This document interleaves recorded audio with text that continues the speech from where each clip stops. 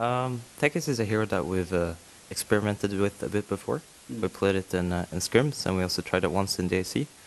But back then we just played it as a single offlaner. But then recently we found out that if you put one hero with Takis, you do a dual lane in the offlane. It's very strong. So since we were up like 3 games in our group, we just wanted to try it out because we had some time to experiment. I think it's mostly because a lot of Western teams are more individualized compared to the Chinese teams. Chinese teams usually do a lot of things together, and most of their thoughts and I can't say this like I'm sure of it, but from what we see is that like most of their thoughts about the game is kind of similar to the team they're playing with. Like all 5 LGD players want to do the same thing. Well, in secret, we might have like different ideas between the 5 of us. So I think that just kind of makes it so that we're able to adapt to the new meta, as you said, and try more strategies, which is kind of what you need to do when there's a new patch, I think.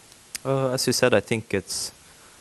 I mean, we can't say for sure, but I think the 3 strongest teams is going to be, as you said, Vici, EG, and us. But then also, you have to keep in mind teams like C9, Empire from the Western teams, and then a lot of Chinese teams.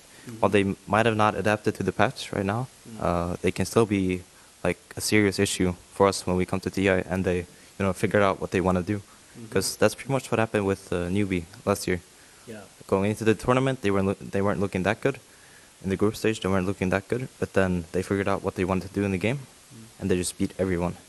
So you have to keep that in mind. But even though, like on paper, I would say those 3 teams that we said before are the favorites. Yeah, I would probably say EG. Yeah. I think while they might not be the best team there, I think we have whenever we play EG, we have really hard matches because I think when 2 super good Western teams clash, they're always super difficult matches for both teams. Vici is still Vici. Yeah. Vici has the capacity to beat anyone as well, because Vici is a super good team. They're the strongest Chinese team right now, without doubt, and on a good day, they're going to beat any Western team as well. But of course, we believe in ourselves as well. And from how we see it, I think we see EG as the, if not better opponent, more difficult to play against. And that's pretty much it. Like if Vici and EG play each other, Vici might win really easily. But for us, playing EG is more difficult, I think. I think in this patch, a lot of the games are very dependent on the lanes, and for example, punishing lanes is very important, which is why you see heroes like Tusk Undying being picked up in the first 2, because Tusk Undying can do stuff in the off lane that pretty much any lane will lose to. And for example, if one team picks up Chen, the enemy is going to go Bounty Hunter, and he's going to mess with the Chen, because in theory, all you want to do is win your lanes, and then get like a mech, push towers because you won the laning phase. It's going to be easier to teamfight.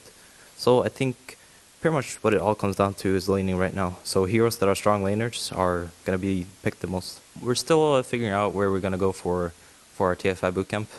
It's going to be after ESL Frankfurt sometime, maybe like a week after, to get some break before we start fully preparing for TI.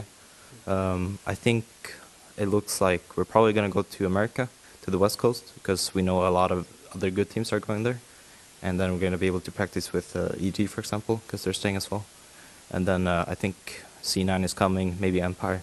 So there's going to be some Western teams going to the West Coast in America. But we still have to figure out exactly, what place and when. Yeah, it's hard to say what's like your main focus in preparing for TIS.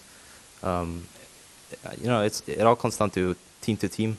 For example, some team might feel like they need to come up with a ton of strategies to win TI, while, for example, a team like Alliance at TI3 just wants to improve what they're doing. They just want to get better at split pushing, and that's pretty much how they won TI, with one strategy.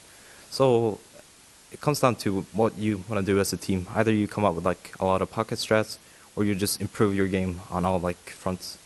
Yeah, I think I'm still young, so I don't really think I want to spend all my money, in one go. I think I would rather save it for the future. Maybe after I leave Dota, I want to get an apartment somewhere, maybe get an education, and then I have all this money that I can pay for it. I don't have to take loans. Or maybe spoil myself. I might just buy a car or something. I know Xiaowei bought a Jaguar. I might do something similar, but we'll see. In previous interviews to this question, I've said something like, there are two things that are going to happen if I am to stop playing Dota 2. And one would be if I get bored of the game, I just don't think it's fun anymore. And two, if I feel like I'm not good enough to compete. So if either of those two things happen, I'm going to stop becoming a pro player.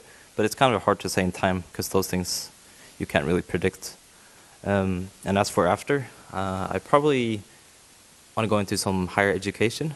But as a which, I'm not really sure. Probably something in the science department, but I'm not really sure what. Yeah. One word. Arteezy. I would say clown. Puppey. I'd say angry. Yeah, he gets very angry sometimes. Kuro. I'll say Kuro is always calm, even in game. He's very calm. And Gustav is S4 is awkward. Yeah, he's awkward.